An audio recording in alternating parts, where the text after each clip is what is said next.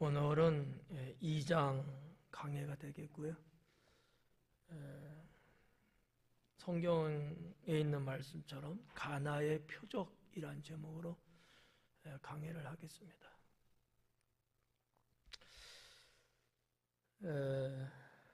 시간이 많지 않으니까 서론은 간두고 바로 본론으로 들어갈게요.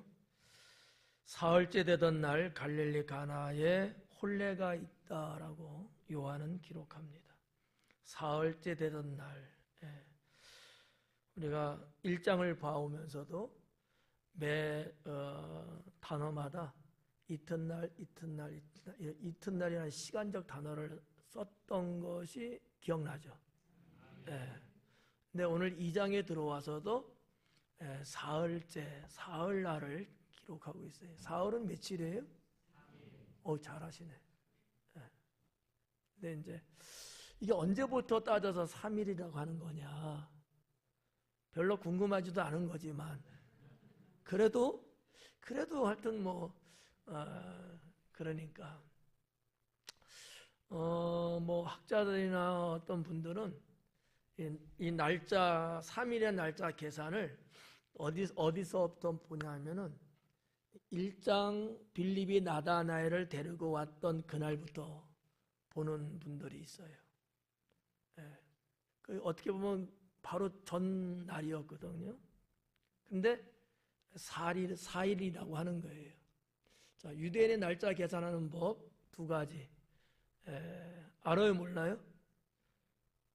그래서 공부 못하는 거야. 제가 말씀드렸잖아요. 두 가지예요. 하나는 저녁이 되면 아침이 되니 이는 첫째 날, 둘째 날 이렇게 나가잖아요. 유대인들의 그 시간의 개념, 날의 개념은 해질 무렵부터 다음 날 해질 무렵 때까지가 하루예요. 하루라고 이제 보는 거고. 근데 또 실제적으로 날을 따지고 계산할 때는 자, 전날, 그러니까 오늘로 보면 어제 저녁 6시부터 저녁 6시부터 그것도 하루. 오늘도 하루. 또 이렇게도 이제 날을 계산을 해요. 이 지금 1장 43절부터 나오죠. 빌립이 나다나엘을 예수님께 소개할 때부터 따지면 소개는 한 몇 시쯤부터 했을까? 해질 무렵부터 했을까? 해질 무렵 그 이전에 소개를 했을까? 그렇죠. 그 전이죠. 그러면 그 전이니까 하루. 그리고 해 지기 시작하니까 또 하루. 그 다음날 하루. 이렇게 따지면 정말 오늘 2장에 들어온 것이 3일째가 되는 게 맞아요. 근데 이게 조금 이상해. 두 가지 용법을 다 쓰고 있다는 얘기죠. 날이 겹치잖아요. 빌립이 나다나엘을 소개한 그 낮 시간, 그리고 저녁부터 시작된 또 하루의 시간, 이게 둘이 다 겹쳐버리잖아. 이게 조금 이상하다 라고 누가 생각을 하더라고요. 바로 저가 그렇게 생각하는 거지. 그렇게 볼 수도 있지만 그건 조금 좀 이상해요. 안 맞는 것 같아. 훌륭한 학자들이 그렇게 말한다 할지라도 제가 보는 관점은 그게 아니고 그보다 더 전날. 그 전날은 뭐냐면 안드레가 베드로를 예수님께 소개한 날이에요. 하고 오지 않았나 우리? 했죠? 네. 아주 생소한 것처럼 표정들을 짓는데 그러니까 그게 바로 전날이고요. 그 이튿날이 빌립이 나다나엘을 소개한 날이고요. 그 다음 날이 갈릴리 가나의 혼인잔치 날이거든요. 그래서 요한이 셋째 날이라고 하는 이것은 어디를 기준 삼아서 말했을까라고 생각을 해본 거예요. 그러면 예수님이 실질적으로 공생애를 시작한 것은 언제부터였을까? 제자를 부르기 시작한 때죠. 그 첫 번째가 안드레가 베드로를 예수님께 소개한 날이거든요. 저는 예수님의 공생의 시작을 거기서부터 보는 거예요. 그리고 요한은 그걸 가리켜서 그렇게 하루, 그 다음날 하루, 가나 혼인잔치 셋째 날, 이렇게 보는 게 오히려 성도들한테 헷갈리지 않고 뭔가 일관성 있지 않을까. 이거는 시험이 안 나와요.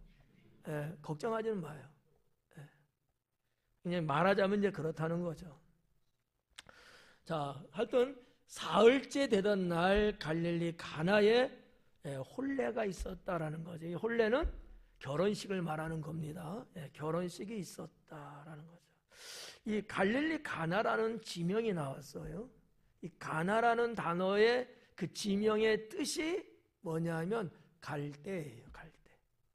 어디를 갈 데가 아니고 억새 뭐 이런 풀 있죠. 갈대. 갈대를 말하는 거예요. 자, 그러면 괜히 지명을 갈대라고 붙였겠느냐라는 거지. 그죠? 뭔가 그 지역은 갈대가 좀 많았기 때문에 그러지 않았을까 이렇게 보는데, 사실 가나는 갈대와 억새 여러분 구분하시죠? 전에도 한번 이 말씀 제가 드렸는데 그때는 구분 못하더라고. 이번에는 구분하시죠? 갈대는 어디서 서식해요? 모르는데 어디? 물가에서 서식해요. 갈대는 강이든 뭐 바다에 가까운 데든 어쨌든 물이 이렇게 있는 곳에 갈대가 있는 거. 억새는 물이 없는 산에서 서식합니다. 1년 후에 또 물어볼게요. 구분이 쉽잖아요. 그러면 갈대라는 단어를 썼는데 가나라는 데에 그러면 과연 바다가 있을까? 당연히 없죠. 물가는 있을까? 가보지 않아서 모르죠. 근데 가나에도 역시 늪 같은 숲이 있다라는 거죠. 어쨌든 다른 곳에 비해서 여기는 갈대가 서식하고 있는 곳이었던 것 같아요. 그래서 이제 가나라는 이름을 붙였는데, 요한복음에 기록한 특성을 보면 마태, 마가, 누가 이 공간 복음하고는 뭔가 좀 다르더라라는 거예요. 뭐가 다르냐면 다른 게 많은데 오늘 본문만 놓고 보면은 요한은 꼭 뭐를 기록할 때 헷갈리지 말라고 자세히 기록을 해주더라고요. 가나라고 하는 지명이 또 다른 곳에 있을까요? 없을까요? 있으니까 물어보겠죠. 수리아라는 데도 역시 가나라는 지명이 있어요. 수리아가 어디죠? 갈릴리 바다요? 있죠? 그렇게 말하면 뭐 다지 뭐. 중동 지역 뭐 이렇게. 정확하게 말하면 이 수리아는 지금 말을 말하면 시리아예요. 구약 시대 그때로 말하면 아람 나라에 해당되는 지역이거든요. 그러니까 지금으로 보면 이스라엘의 북쪽. 그게 북쪽에서 좀 서쪽으로는 레바논이 있고, 그다음에 북동쪽으로는 시리아가 있단 말이에요. 사도 바울이 예수님 믿는 사람을 잡으러 갔던 도시가 있죠. 어디예요? 어디? 정확하게 다메섹. 그 다메섹이라는 그 지역이 지금 시리아 국경 안에 있어요. 그 지역이 다 수리아예요. 근데 옛날에 수리아는 상당히 광활했습니다. 넓었어요. 이 수리아보다 더 앞선 시간적인 역사가 아람이거든요. 아람. 그러니까 아브라함이 가고 막 이럴 때 그때가 아람이었어요. 그래서 아브라함이 하나님을 말씀을 듣고 이동을 하잖아요.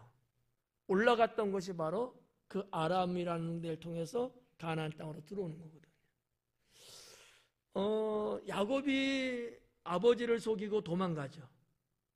어디로 갔대요? 누구네 집으로? 외삼촌 나반의 집으로 가요. 근데 그 외삼촌이 살고 있는 그 집의 지역이 어디냐? 밧단 아람이라는 곳이라는 거죠. 아람은 큰 지명이고요. 밧단이라는 데가 동네란 말이죠. 다 똑같은 수리아예요. 그쪽에 가나라고 일명 불러지는 곳도 있는데, 왜 이 말씀드리냐면 이 헷갈리니까 성경을 기록하는데 이 말씀을 분명히 알리기 위해서 요한은 이런 식으로 좀 더 정확성을 기하고 기록을 하더라라는 얘기예요.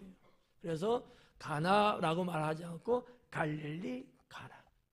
근데 우리가 보통적으로 말할 때 갈릴리 가나라는 말 안 해요. 그냥 가나라고 얘기하거든요. 근데 성경은 갈릴리 지방에 있는 가나다, 이렇게 보는 거죠. 그래서 성지순례를 가게 되면 반드시 꼭 가이드가 데려가는 것이 이 가나 혼인잔치 집을 데려가요. 우리 갔다 온 지 몇 년 안 됐는데 까먹은 건 아니죠. 안 가봤어요? 그럼 안 가본 사람들만 결속해서 한번 가자고. 거기는 꼭 가더라고요. 근데 거기에서 이제 혼인이 있었다라는 얘기고요. 그런데 여기에 예수님의 어머니도 거기 있었다라는 얘기예요. 보통 공관복음 쪽에서는 예수님 어머니의 이름이 뭐죠? 마리아. 다른 이름은 기억 못해도 마리아까지 기억 못하면 건망증 내지는 치매가 아닐까. 이거는 애들도 다 알잖아요. 근데 요한복음에서는 마리아는 이름을 안 써요. 이런 게 좀 다르다는 거지. 왜? 이유는 정확하게 모르지만 마리아 이름은 흔한 이름이에요. 그래서 그냥 마리아 쓰면 이게 또 헷갈려. 더군다나 마리아의 남편 요셉은 이미 돌아가셨어요. 그러니까 옛날 고대 사회는 여인의 이름을 쓴다든지 표시를 잘 안 합니다. 죄송해요, 여자분들. 제가 그런다는 건 아니에요. 저는 여성을 좋아하는 남자예요. 여성들을 존중하고 사랑하는 사람이야. 근데 옛날에는 아니었다는 거죠. 여러분들도 잘 알다시피 베세다 들녘에서 오병이어 기적이 일어났을 때 몇 명이 먹었다 그래요? 내가 몇 명을 물어봤지 남자까지 물어봤어요? 그죠? 남자 장정, 그죠? 그러니까 노인도 숫자에 취급 안 해요. 어린아이도 취급 안 해요. 근데 누구도 취급 안 해요? 여자도 취급 안 해요. 이게 이제 고대 사회에 어느 민족이든 대체적으로 그랬어요. 그래가지고 고대 시대는 사람들이 이런 의식이 있었다는 거지. 기도를 하고 감사할 때 내가 여자로 태어나지 않은 것을 감사합니다, 이랬다는 거예요. 그리고 노예가 되지 않은 것을 감사합니다, 이런. 그러니까 인생에 있어서 감사하는 몇 가지가 있었대요. 그 중에 하나가 여자로 태어나지 않은 것을 감사한다는 거지.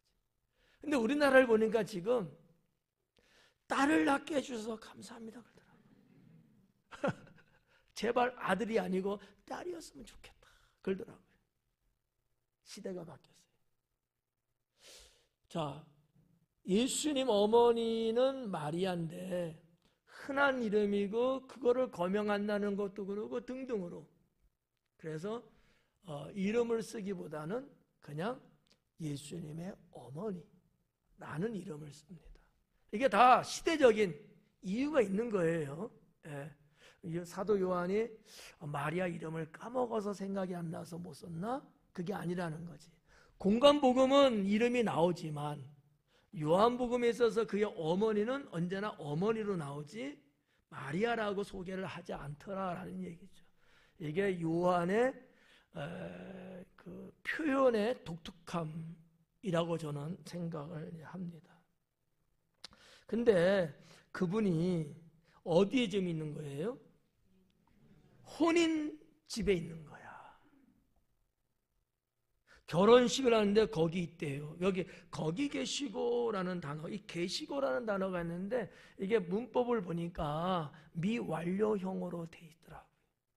무슨 얘기냐면 이미 이전부터 쭉 와 있는 거야. 쭉 와 있는가? 언제까지? 지금도 와 있고 언제 갈지도 몰라. 이 미완료라고 하는 이 문법이 그런 의미거든요. 유대인들은 결혼식을 하면 보통 며칠을 하느냐? 한 평균적으로 한 일주일 정도는 합니다. 결혼 잔치를. 우리는 며칠 해요? 하루라고 말하면 이상해. 한 2-3시간 정도.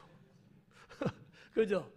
근데 이제 고대 사회는 이렇게 오래오래 했어요. 중동 지역 대부분 다 그러고요. 제가 알기에는 중앙아시아 정도도 이렇게 오래, 지금도 결혼식 하면 일주일 열흘, 아주 혹독은 아니지, 심한 데는 막 한 달까지 갈 정도로 그냥 두고두고 이렇게 한대요. 지금도. 근데 옛날이나 지금이나 여전히 결혼 예식을 치르는 기간이 한 일주일 정도 한다고 하더라고요. 근데 유대인들은 고대 문헌에 기록한 걸 보니까 일주일 정도라고 말하고 있어요. 그러면 어머니는 며칠 전부터 아마 왔을 수 있어요. 일주일 정도 하는데 일주일 딱 될 때 왔을까? 아니면 그것도 이전에 왔을까? 어떨 것 같아요? 어떻게 알아요? 찝은 거죠. 저도 그렇게 생각해요. 왜 그렇게 생각할까? 제가 생각하는 거하고 여러분 생각하는 게 다른 것 같아. 나도 그 전에 왔다고 봐. 두식 집사님도 그 전이라고 크게 말했잖아. 이유는? 찍었지? 예? 아, 계시고? 계시고라도 시작과 더불어 그날이 될 수도 있어. 계시고는 이틀이 이미 지났으면 계시고가 해당되는 거거든. 제가 보는 이유는 이 혼인 결혼식 하는 이 집이 마리아하고의 관계가 범상치 않다라는 거지. 제가 볼 때는 7인척 정도 되지 않을까 이렇게 봐요. 이건 그냥 하는 소리는 아니고요. 성경에 기록된 거 여러 가지 고증 등등으로 다 나름대로 살펴보니까 7인척 정도가 맞을 것 같아요. 정답은 아니에요. 딱 뭐라고는 성경에는 없지만, 그러나 여러 가지 기록된 내용들을 유추하고 퍼즐을 맞추듯이 해보니까 7인척일 것 같다라는 거죠. 여기에 기분 나쁜 사람은 없죠. 네. 그래서 아마도 훨씬 이전에 왔을 것 같다. 그런데 이 결혼하는 이 집의 경제적 사정을 보니까 괜찮게 사는 집 같아요. 어떻게 알았을까? 두고 보면 알아 이제. 네. 요한이 기록한 내용들을 하나씩 뜯어보면 가난하든지 일반 그냥 단순한 집 같지는 않아요. 그 이유는 이따 하면서 말씀을 드릴게요. 아무튼 자, 마리아는 이미 와 있어요. 근데 여기 보니까 2절에 예수님과 그의 제자들로 혼례 청함을 받았다 그래요. 그냥 어머니끼리 아는 사이 같으면 어머니만 가면 되는 거야. 그런데 예수님도 초청을 받았다는 거예요. 정식으로 청함을 받았대. 물론 뭐 예수님 뭐 어머니와 같이 살고 그래서 뭐 집안적인 초청이 될 수는 있지만 요한은 그런 개념에서 말을 쓴 것 같지는 않아요. 그렇다고 보면 예수님도 결혼식하는 이 집을 그냥 정도 아는 정도는 아닌 것 같아요. 그러니까 마리아 예수님의 집과 결혼식하는 이 집은 집대 집으로 관계성이 상당히 있는 것 같습니다. 그런데 우리가 여기서까지는 보면 이런데 마지막 12절까지 보면 말이죠. 한술 더 떠서 기록을 했어요. 예수님의 형제들조차도 같이 있었다라고 하는 거예요. 이 정도면 어때요? 집안 대 집안의 개념 같은 것 아닐까요? 어떻게 생각하세요? 오전 예배 때는 하경이가 예배에 참석해서 내가 질문을 던졌는데 오늘은 누구를 이야기할까? 원준이 한 이야기 해볼까?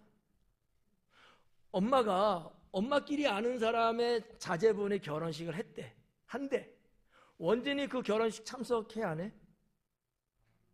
안 하지? 아주 똑똑하네. 근데 엄마가 이모 집에 이종 사촌이 결혼식을 해. 그러면 참석해 안 해?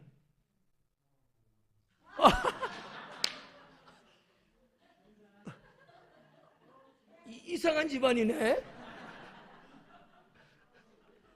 박 권사님 이거 어떻게 된 거예요?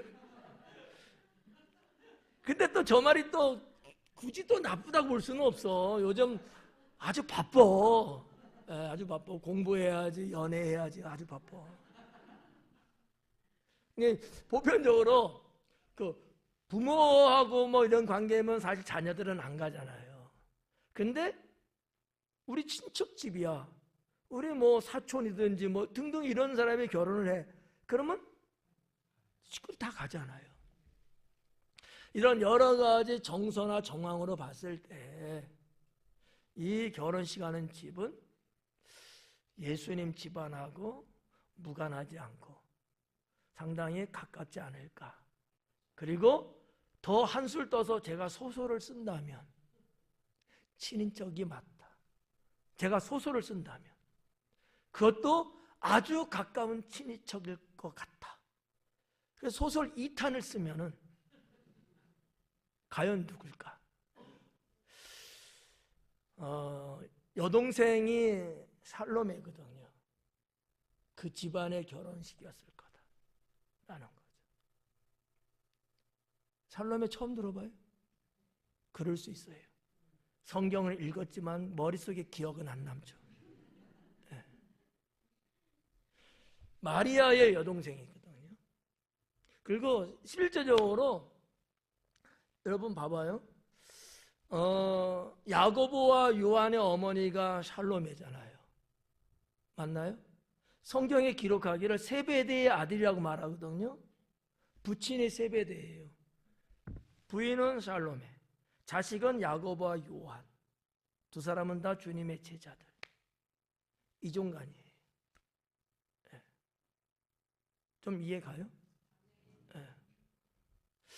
자, 이렇게 여러 가지를 좀 이렇게 보면 그 정도로 소설을 쓸 수 있지 않을까. 소설이에요. 안 믿어도 상관없어요. 여러분의 이해를 도와드리기 위해서 제가 이제 이렇게 말씀을 드리는 건데, 자, 그러니 이건 그냥 뭐 단순하게 결혼 예식 보지는 않겠죠.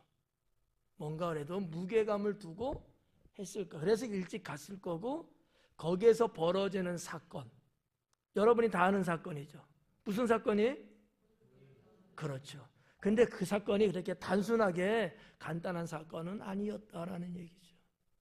오늘 말씀의 핵심은 그 사건을 중심으로 기록된 요한의 말씀을 강해를 해드리려고 합니다.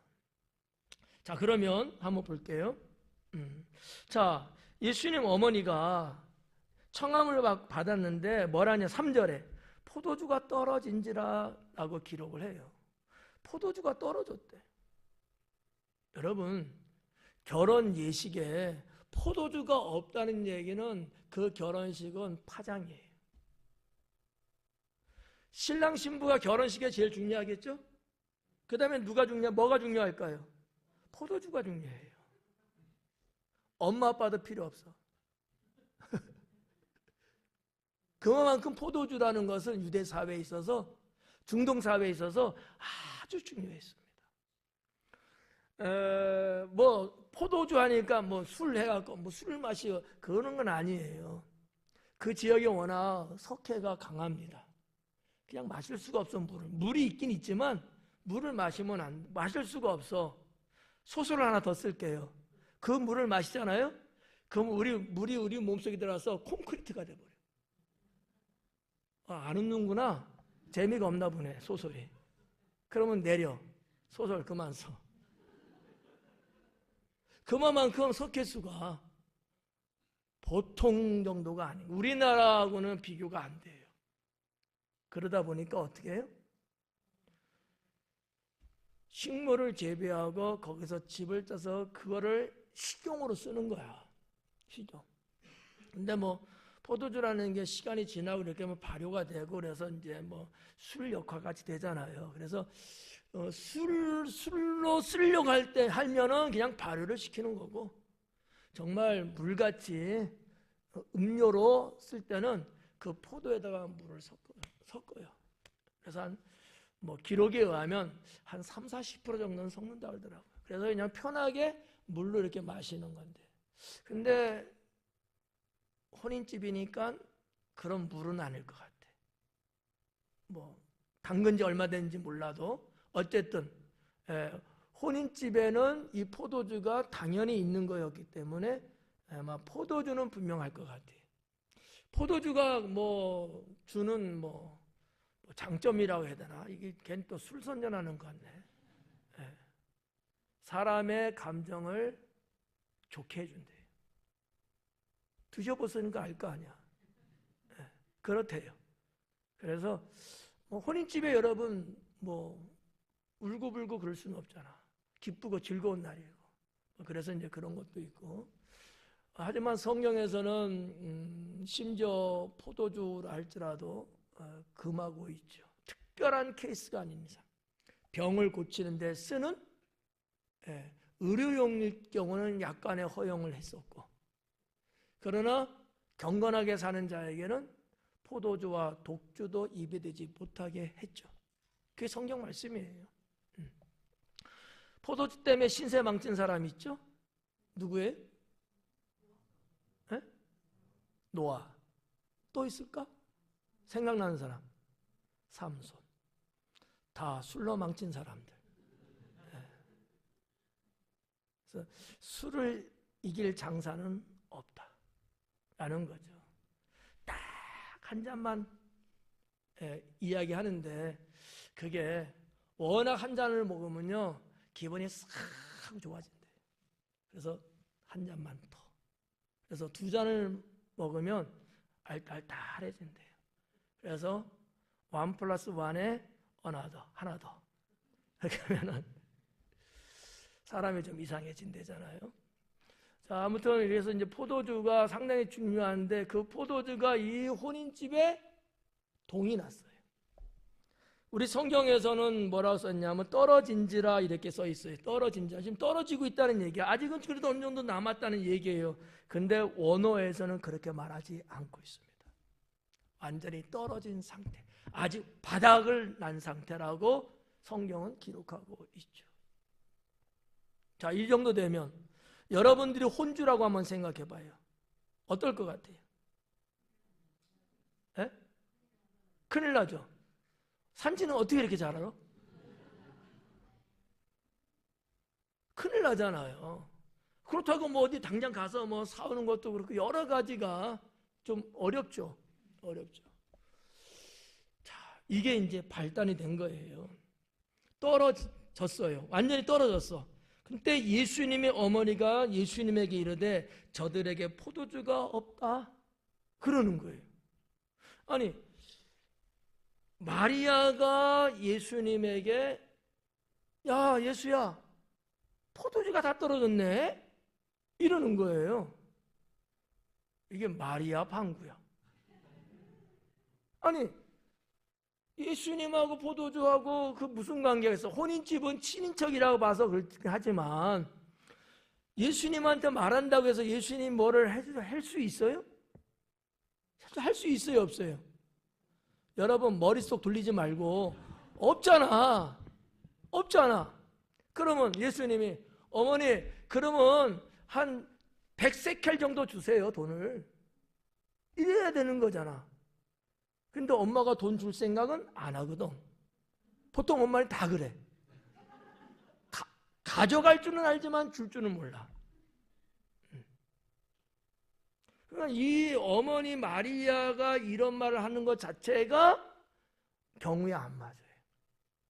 안 맞아. 근데 왜 이런 말을 했겠느냐라는 거죠. 뭐 이따가도 언급하겠습니다만은 예수님은 자기 아들 예수님이 특별한 사람이라고 생각했던 것 같아요. 네. 왜 특별한 사람이라고 생각했을까요? 어? 그거는 산지 생각이지.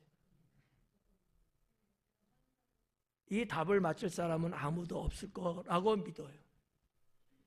네, 두 가지 정도 이유가 될 것 같아요. 하나는 예수님이 잉태하고 태어날 때 가브리엘 천사가 이야기를 해주죠. 그죠? 임마누엘. 그의 이름은 예수라. 그러니까 메시아라고 하는 것을 분명하게 천사는 이야기해 줍니다. 이거를 마리아가 받았잖아요. 보통 엄마들은 그냥 그런가? 하고 넘어갈 수도 있겠지만 아마도 마리아는 마음에 새겼던 것 같아요. 그리고 이게 너무나 두려운 거야. 너무 궁금하기도 하고요. 그래서 가만히 있을 수가 없었대요. 그래갖고 우버 택시를 불러갖고 누구한테 가요? 엘리사벳에게 갑니다. 엘리사벳. 엘리야 아니야. 엘리사벳. 엘리사벳은 예수님 태어나기 6개월 전에 이미 세례 요한을 출생시킨 분이잖아요. 근데 이 두 사이도 친인척 관계예요. 그러니까 처녀 마리아잖아요. 애를 낳아본 경험도 없잖아요. 아마 제가 볼 때 나이는 모르겠지만 이렇게 재밌는 얘기하는데도 자는 사람 보면 신통해.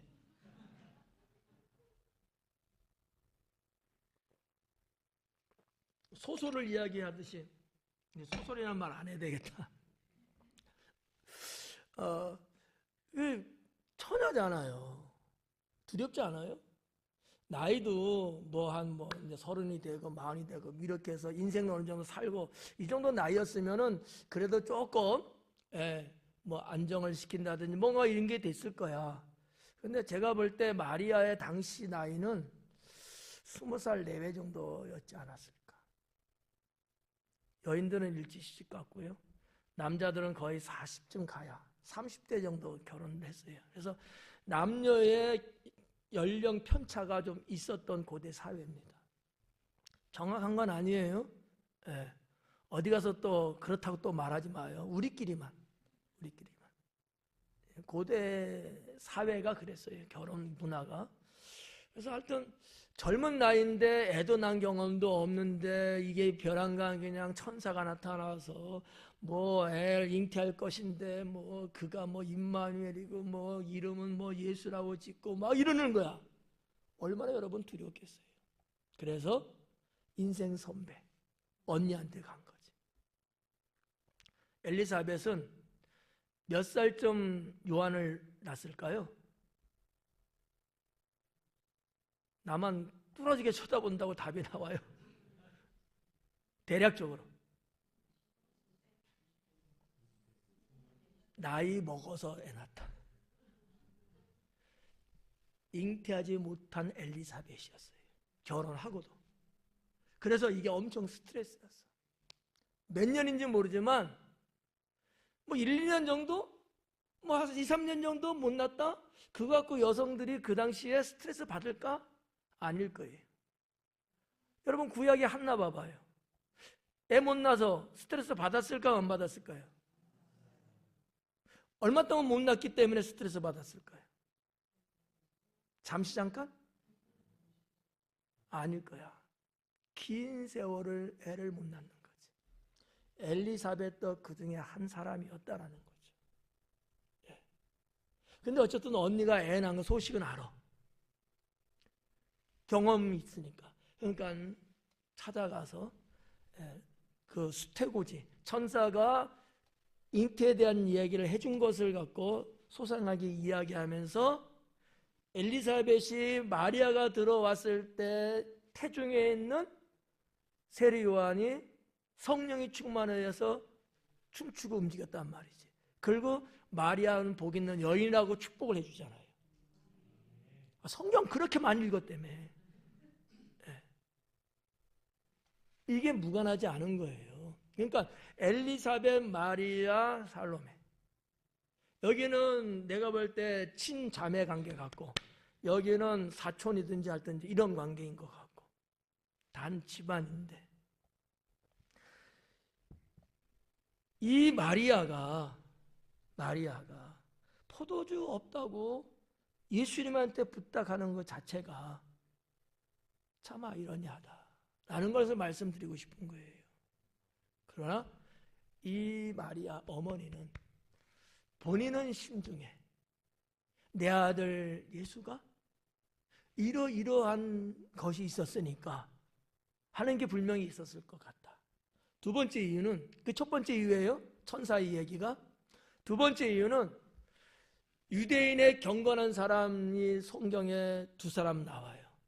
한 사람은 시므온, 한 사람은 안나. 애 안 난다는 게 아니라 이름 여인이 안나야.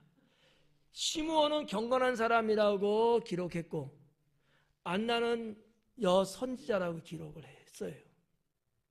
이 사람들은 내 대에 메시아가 태어난다는 것을 그들은 믿고 그 전에는 내가 죽을 수 없다고 생각한 사람들이에요.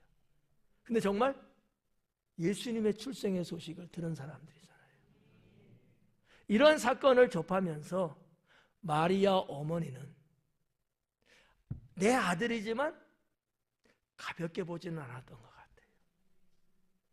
여기까지만. 네. 이따가 그 다음 편을 말씀드릴게요. 네. 여기선 여기까지만 한번 봐봐요. 네. 자, 이렇게 이제 우리가 보고, 그래서 아들 예수님한테 야, 어떡하니, 포도주가 다 떨어졌어. 이 얘기인즉 네가 해결 좀 해줘, 이 얘기잖아요. 4절에 요한은 뭐라 기록합니까? 예수님께서 이르시되 여자여 나와 무슨 상관이 있나이까? 내 때가 아직 이르지 아니하였나이다. 여기서 이제 세 가지가 나오잖아요. 여자여, 자기 어머니한테 여자여 그러는 거야. 상당히 불효자식이죠. 여러분도 어머니한테 여자여 그래요? 이삭 집사님 그러지 않아요? 그랬으면 결혼 못했을 거야.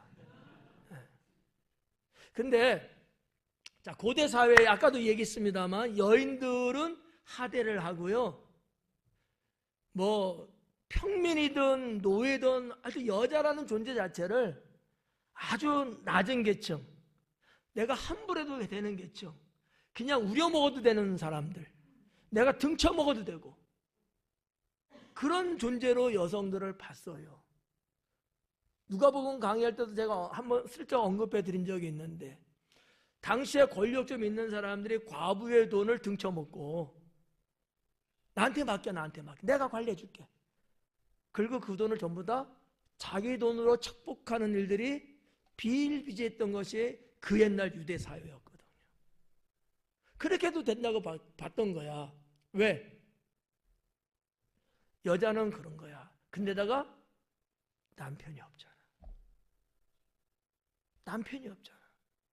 남편이 있을 땐 그래도 괜찮아요. 남편이 없으면요 바로 추락합니다. 이게 유대 사회, 중동 사회에 늘 있었던 것들이거든요. 그러니까 남편들은 일찍 죽으면 안 돼. 여자들이 좀 기분 나빠하는데, 네. 우리나라도 마찬가지예요. 남편이 일찍 먼저 세상을 뜨면, 우리나라도 21세기 현대를 살지만 그런 시각으로 보는 게 있어요, 없어요?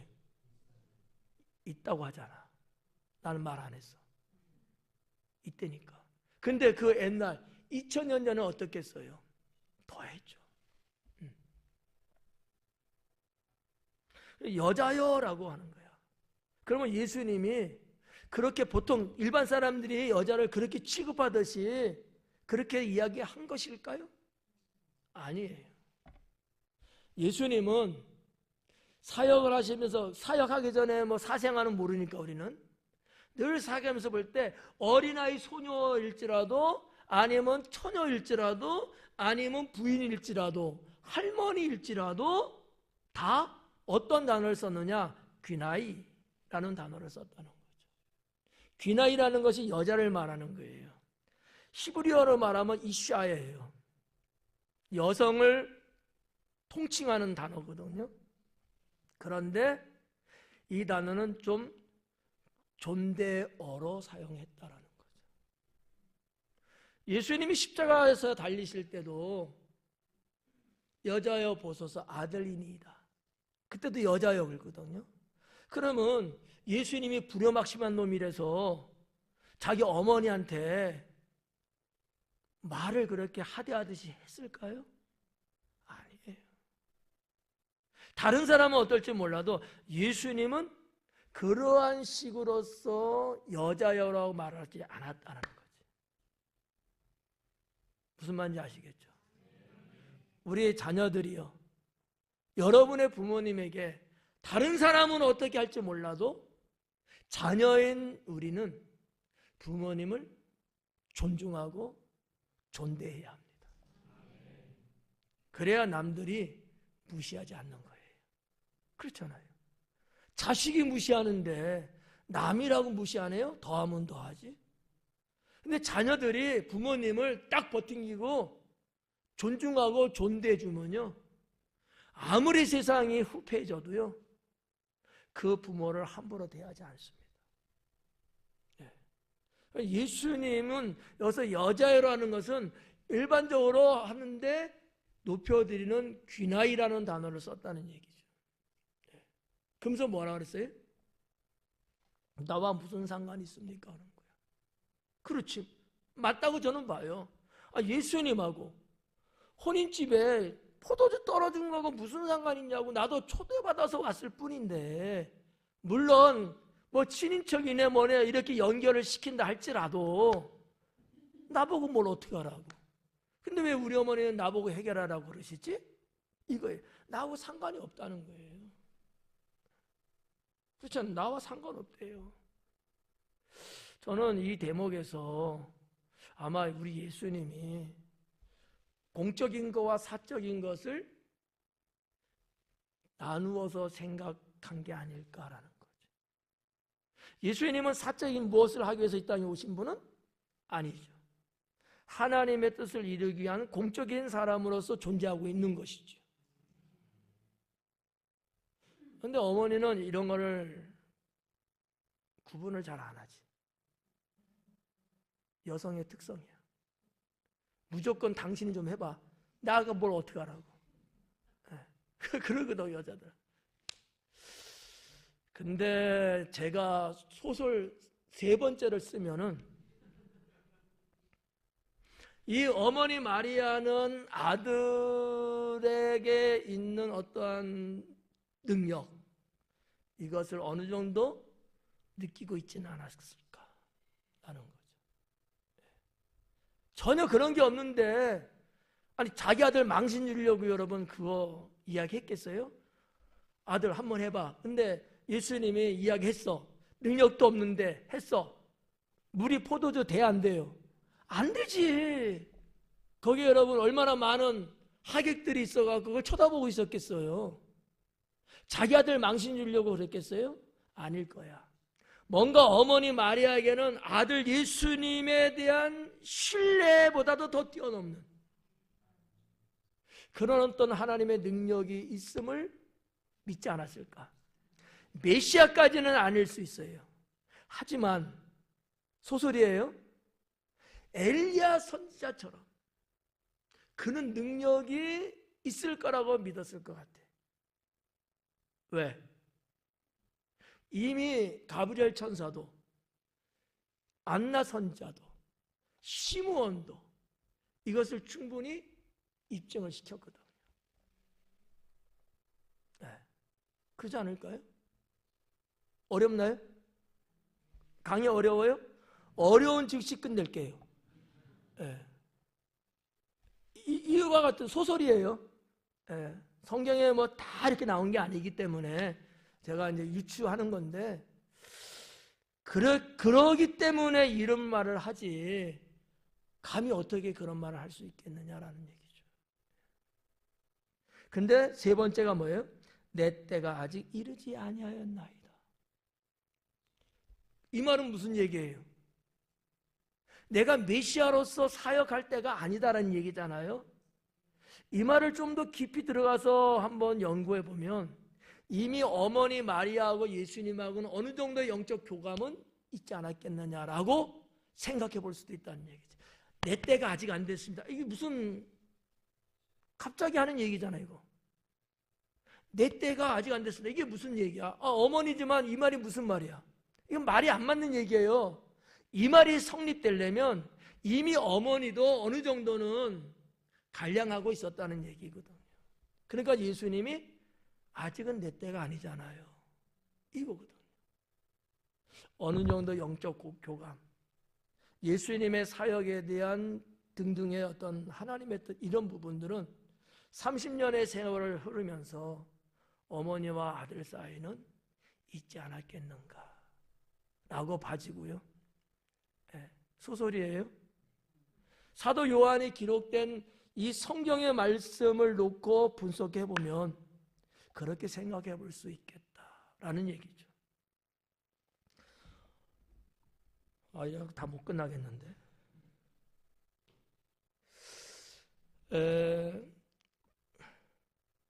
여기서 그만둘까요? 더 할까요?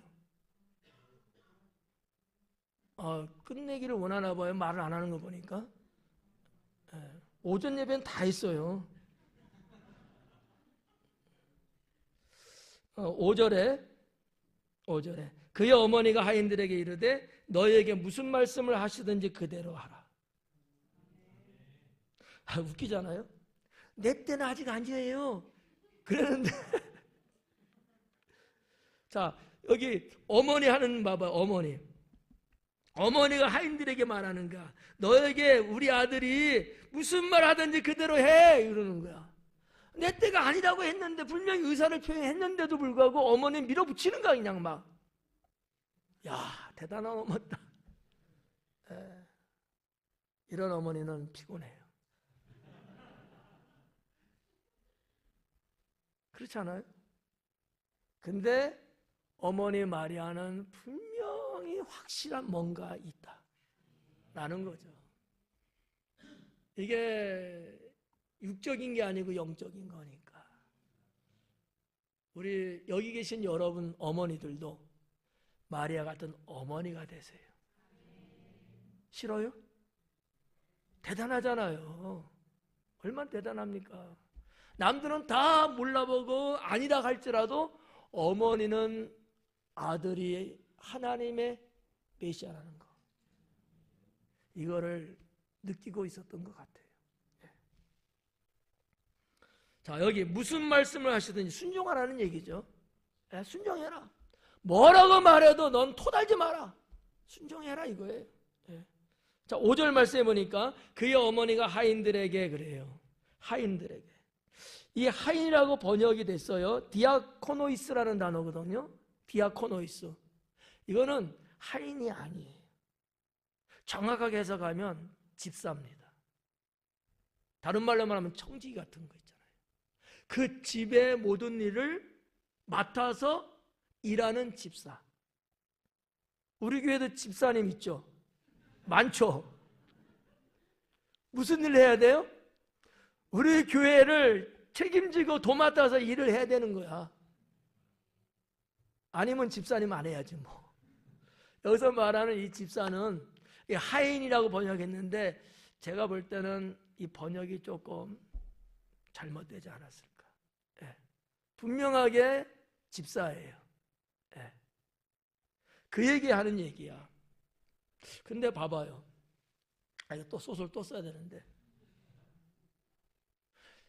마리아가 단순하게 축하온 하객 정도라면은 그 집에 일을 도맡아 사는 하인에게 감히 여자가 명령을 내릴 수 있을까요?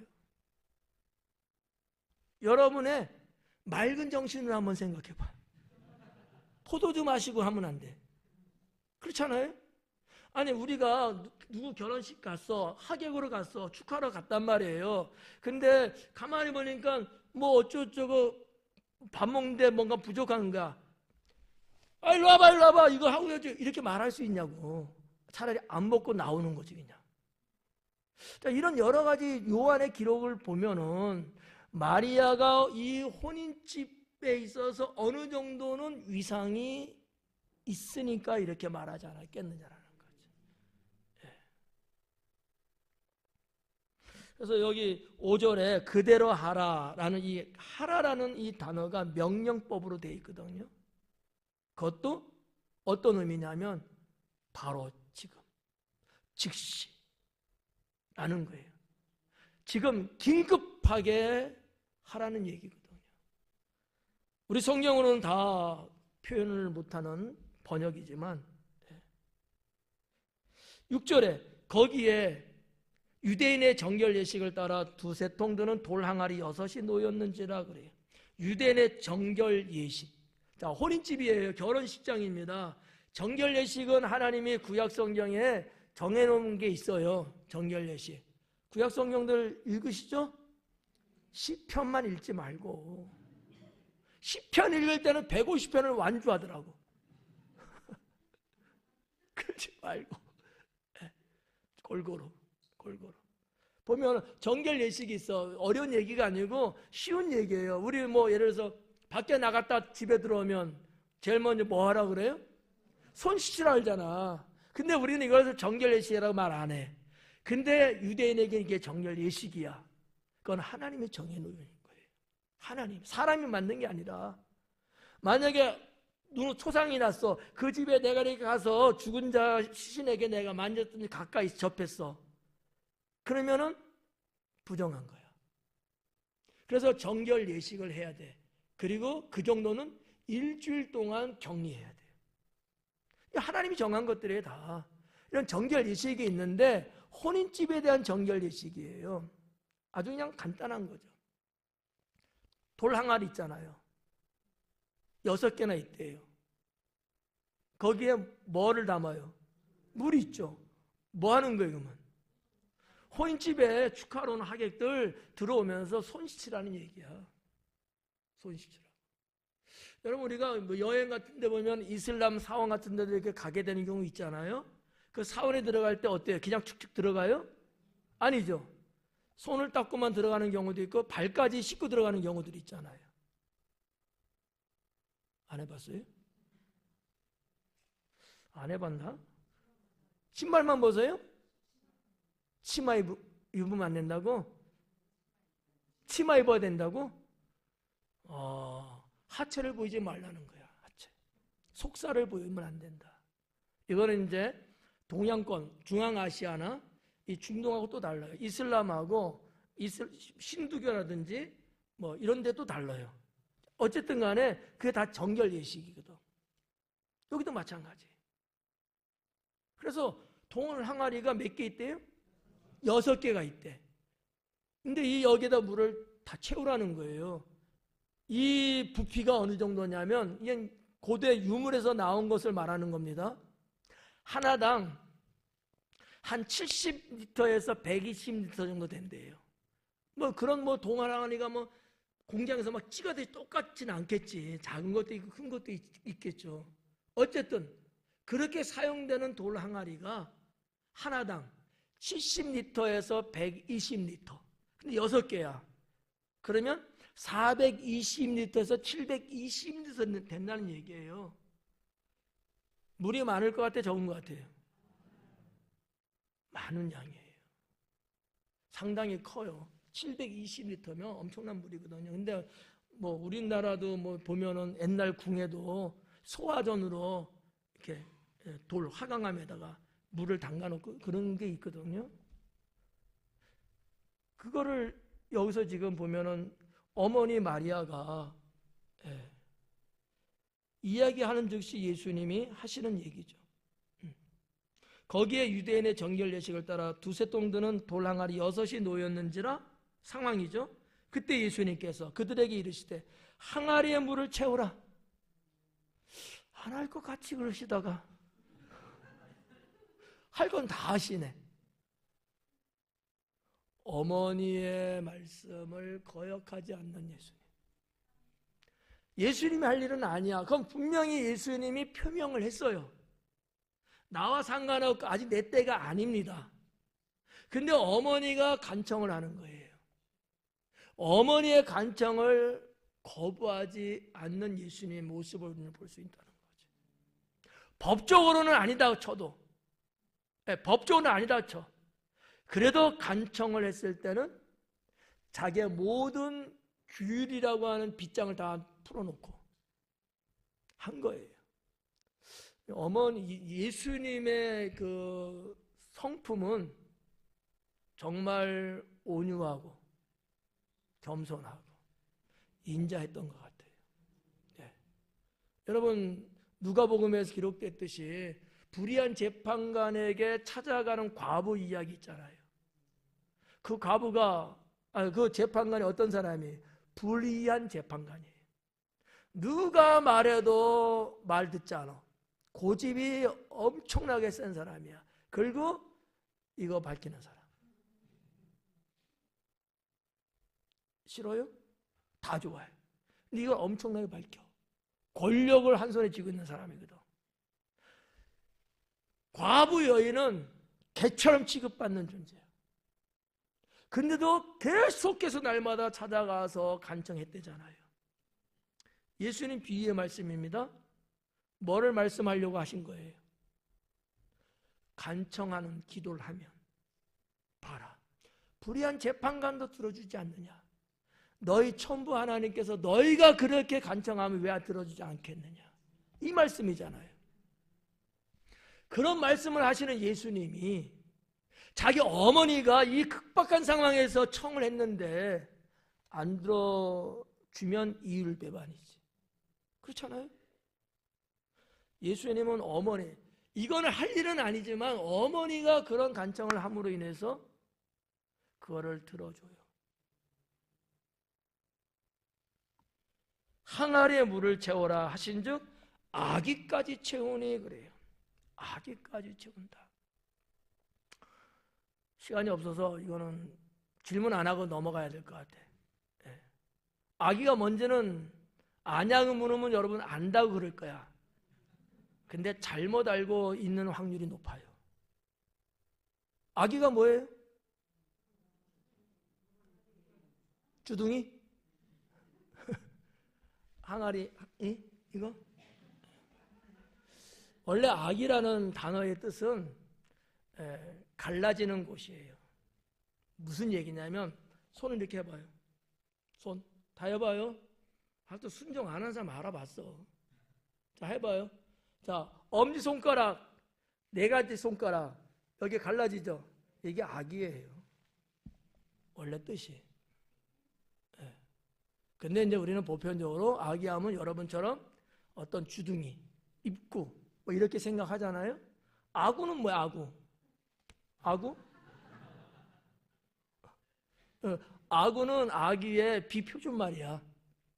근데 이 성경에서 말하는 여기서 말하는 이 아기라고 번역된 이 아노라는 헬라어는 그것보다는 꼭대기라는 뜻을 갖고 있는 거예요. 항아리의 꼭대기가 어디야? 그래, 입구, 그죠? 맨 꼭대기잖아요. 예, 아노, 꼭대기를 말하는 단어거든요. 항아리의 꼭대기까지 채워라 이거예요. 항아리 꼭대기까지 채워라. 이유는 몰라요. 왜 꼭대기까지 채우는지. 대충 채워도 되는데. 예. 그랬더니만 8절에 이제는 떠서 연회장에게 갖다 주라. 아니 신나게 채웠어요. 그랬더만 다시 연회장에 갖다 주라는 거야. 이 하인들이 여러분 얼마나 성질이 났겠어. 그렇지 않아요? 뭐 하는 짓이야 지금. 그랬을 것 같아. 근데 이 하인들은 그러지 않았다는 거지. 예수님 말씀에 즉각 응했고 불평하지 않고 순종하고 실천하더라라는 얘기지. 네. 대단한 거예요. 우리는 희열이잖아. 그런데 이 하인들은 아니야. 쥐가 뭔데? 이럴 수 있잖아요. 그 집을 총책 맡은 사람이에요. 예수님은 뭐 인척이 되든 뭐든 어쨌든 그런 위치는 아니지. 근데 나한테 감히 기분 나쁠 수 있어요. 퉁퉁거릴 수도 있죠. 근데 전혀 그렇지 않다고 요한은 기록하고 있다는 사실이죠. 우리한테 시사하는 바가 큽니다. 자, 여기 연회장에게 갖다 주라 그러잖아요. 연회장에게. 자, 연회장이 뭐예요? 예? 혼례장? 혼인장? 결혼식장? 그런 장이 아니고, 그런 장 아니에요. 연회장. 그 연회를 맡아서 총괄하는 대빵. 결혼식장. 뭐 우리 뭐 연회한데 그 연회장 그거 아니에요. 장소를 말하는 게 아니고 그 연회를 총책 맡아서 일하는 대장. 연회장이에요. 이게 한국말은 다 똑같아 갖고 그 연회장에 갖다 주라는 거야. 자, 그런데 하인들은 갖다 줬대요. 이 연회장이 보편적으로 유대 사회에서 하는 특별한 꼭 하는 업무가 세 가지 있다고 합니다. 하나는 침상 정리하는 거, 또 하나는 식탁 같은 거, 이런 거 음식이 뭐 이렇게 차리려면 식탁이 이제 있어야 되잖아요. 식탁 정리하고 이런 거. 마지막 하나는 음식을 준비하는 거. 이 세 가지는 반드시 연회장의 손을 거치고 연회장이 그거는 꼭 담당을 한다 그래요. 그러니까 아마 예수님도 연회장한테 보내라 그랬겠죠. 자, 9절에 보니까 연회장은 물로 된 포도주를 맛보고도 어디서 났는지 알지 못하되 물돈 하인들은 알더라. 연회장은 물로 된 포도주를 맛보고도 몰라. 자, 그러면 우리가 이렇게 볼 때 정말 가나의 혼인잔치에서 일어난 물이 포도주 됐다는데 정말 포도주가 된 걸까? 잘 들어요? 1번. 정말 포도주 된 건가? 1번. 2번은 이미 포도주 먹어서 술 취한 사람들이 구별을 못 해갖고 그냥 물인데도 포도주인 줄 알고 마셨을까? 2번. 1번? 먼 근거로.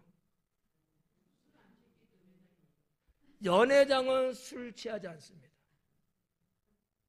왜? 모든 것을 다 관리하고 집행을 해야 되기 때문에 연회장, 다른 사람은 하객들은 다 맞아서 곤드레 만들어 할지라도 연회장은 그러지 않아요. 그래서 이런 어떠한 역사적인 것들을 가지고 우리가 비교해 봤을 때 이거는 연회장에 술 취해갖고 헛소리 하는 게 아니야. 맑은 정신 갖고 정확하게 분별하고 하는 얘기예요. 근데 뭐라 그래요, 연회장이? 신랑을 불러 말하되 사람마다 먼저 좋은 포도주를 내고 취한 후에 낮은 것을 내거늘. 그 맛있잖아. 취한 후에 낮은 거 준대잖아. 그래서 물인지 술인지도 몰라. 예. 근데 여기 보니까 말이죠. 9절에 신랑을 불렀대요. 신랑을 불렀대. 왜 불렀어요? 포도주가 왔잖아. 포도주를 자기가 먹어봤잖아. 그러니까 왜 불렀냐고. 에? 맛있다고. 맛있대요. 좋은 포도주래. 근데 여기 이 불러라는 단어가 포네이라는 단어거든요. 포네이. 무슨 뜻이냐면 소리치다라는 뜻이에요. 무슨 이런 거야. 신랑! 막 이러는 거야. 빨리 와봐. 이런 거야. 혼주! 빨리 와봐. 어디서 이런 포도주가 나온 거야. 막 이렇게 했다는 거지. 나만 시원한 것 같다. 반응이 없어, 반응이. 네. 아유, 그런 뜻이에요. 그러니까 연회장이 기가 막힌가 맛을 보니까 훨씬 더 좋은 거예요. 그랬더니만 소리를 지르면서 불러대는 거지. 소설 5번째. 근데 이건 진짜예요. 소설은 아니고. 예. 그런 단어, 포네이라는 단어를 요한은 기록했다라는 얘기죠. 10절에 말하되 사람마다 먼저 좋은 포도주 내고 취한 후에 낮은 것을 내거늘 그대는 지금까지 좋은 포도주를 두었도다 하니라. 11절에 예수님께서 이 첫 표적을 갈릴리 가나에서 행하여 그의 영광을 나타내심에 제자들이 그를 믿으니라 그래요. 자, 여기 나오는 이 표적이라는 단어예요. 세메이온이라는 단어거든요. 표적이라는 단어가. 자, 우리가 성경을 보면은 자, 뭐 기적, 이적, 기사, 표적 이런 게 나와요. 이적, 기적, 기사 이런 거하고 표적은 다르다 뜻이. 세메이온이라는 단어는 달라요.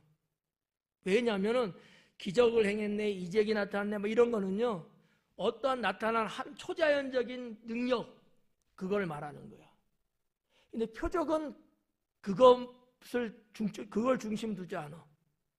그거를 통해서 나타내시는 하나님의 뜻, 여기에 중심이 있는 거예요. 네. 자, 우리 한번 생각해 봐요. 예수님 사역하실 때 10명의 문둥병자가 예수님께로 왔습니다. 예수님이 제사장에게 너희의 몸을 보여라 하고 돌려보내잖아요.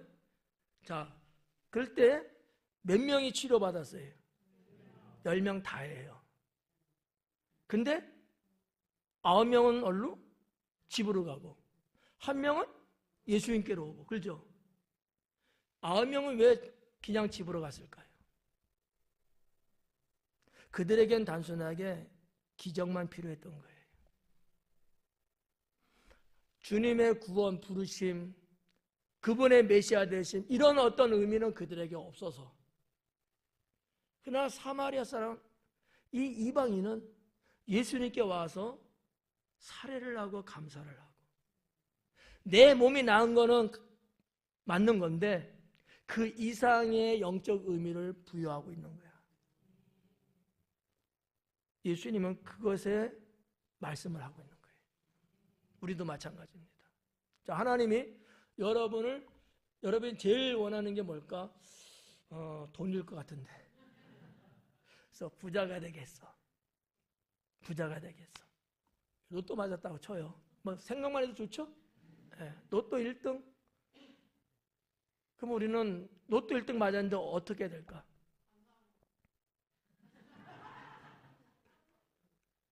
그게 중요한 게 아니라는 거지. 그 하나님의 나에게 이것을 주신 뜻이 뭔가? 나는 이 거금을 갖고 나는 무엇을 하면 어떻게 살아낼 것인가? 그 하나님이 나에게 복 주신, 나의 길을 열어주신 그 자체만 보면 안 되고 그 이상의 것을 가져야 돼요. 그래서 표적이 되는 거야. 여러분, 우리 다 믿는 사람이잖아요. 여러분, 하나님 잘 믿는다고 스스로 생각하죠? 좋아. 그럼 여러분의 삶 속에 여러분이 잘 살아야 돼요? 막 살아도 돼요? 잘 사는 게 중요해요? 아니면 잘 사는 것을 통해서 누군가 그런 나를 보고서 주님을 영접하고 교회를 오고 선한 영향력 때문에 선하게 살아가고, 전자가 필요해? 후자가 필요한 거야? 공부 잘했네. 그게 표적이라는 거예요. 그러니까 예수님께서 가나 혼인잔치에서 포도주로 만든 이 기적은 맞지만 예수님에게는 이게 그렇게 중요한 게 아니라는 거지. 이걸 통해서 예수님이 메시아라는 것을 알리는 거, 이게 중요하다는 거예요. 그래서 여기 11절에 뭐라 했냐면 그의 영광을 나타내심에 그래요. 그의 영광, 하나님의 영광을 나타냈대요. 내가 병 고쳐줬잖아? 내가 귀신 내쫓아줬잖아? 이게 중요한 게 아니라는 거지. 그 일을 통해서 하나님께 영광 돌린 게 중요하다는 거지. 구분 가시죠? 예, 그래서 그게 하나님의 영광을 나타냈다는 얘기는 두 가지예요. 하나는 예수님이 메시아라는 걸 알렸다는 거. 또 하나는 하나님의 아들이라는 것을 나타냈다는 거. 이게 영광을 나타낸 것이다 라고 보시면 되고요. 그랬더니만 제자들이 그때 예수님을 믿었대요. 그전에는 대단한 분인데 한번 같이 어울려봐도 될 것 같은데 그냥 보편적으로 아마 상대했을까. 나에게도 훌륭한 사람이 있으면 좋지. 이 정도. 그런데 이 사건을 통해서 예수님을 믿기 시작한 거죠. 네. 그게 이제 11절이고요. 자, 12절 마지막. 그 후에 예수님께서 그 어머니와 형제들과 제자들과 함께 가버나움으로 내려가셨으나 거기에 여러 날 계시지는 아니하시니라. 자, 어머니와 형제, 제자들 다 가버나움 갔어요. 같이 움직였어요. 무슨 얘기예요? 다 같이 혼인집에 있었다. 앞부분에는 형제들 없어요. 근데 여기서는 마무리를 지으면서 형제들도 같이 있었다라는 얘기를 하고 있는 거죠. 대략적으로 성경에 나타난 예수님의 형제들은 몇 명쯤 될까?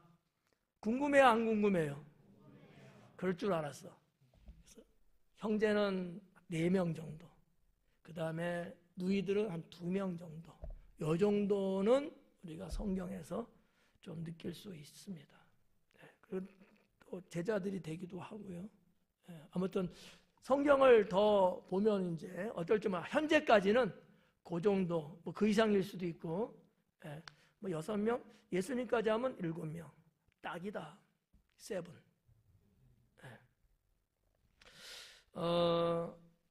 여기 12절에 오전 예배 때 했는데 오후 예배 때 안 해주면 또 싫어하니까 그 후에 시간에 대한 단어거든요.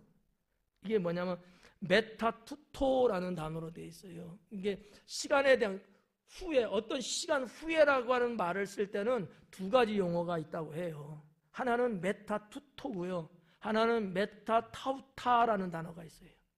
투토는 단수고요. 타우타는 복수예요.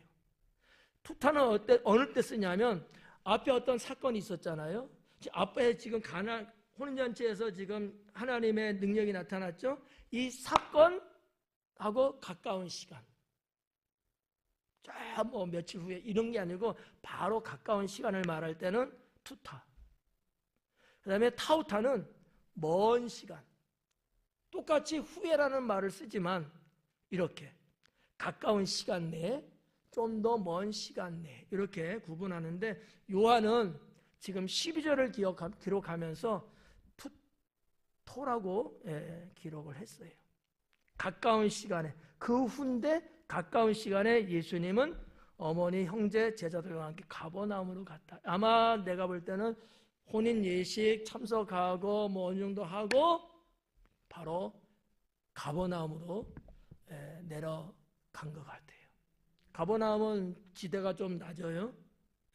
그리고 가나는 좀 산지에 있는 높은 데에 있어서 그렇게 이제 볼 수 있고, 자, 그래서 이제 가버나움으로 내려갔는데 거기서 여러 날 있지는 않았대요. 이유는 뭘까? 6월절이 왔어요. 그래서 6월절 맞춰서 예루살렘 가야 되기 때문에 아마 여러 날 머물진 않은 것 같고, 가버나움의 뜻, 나훔의 마을이라는 뜻이에요. 가버나움은 나훔의 마을. 근데 나훔은 또 뭐야? 선지자 나훔도 있죠. 나훔의 뜻은 위로. 그래서 위로의 마을이다. 어디가? 가버나움이. 이렇게 보시면 될 것 같아요. 오늘 12절까지 했고요. 다음에 13절부터 성전을 청결케 하시는 예수님의 사역을 보도록 하겠습니다. 기도합니다.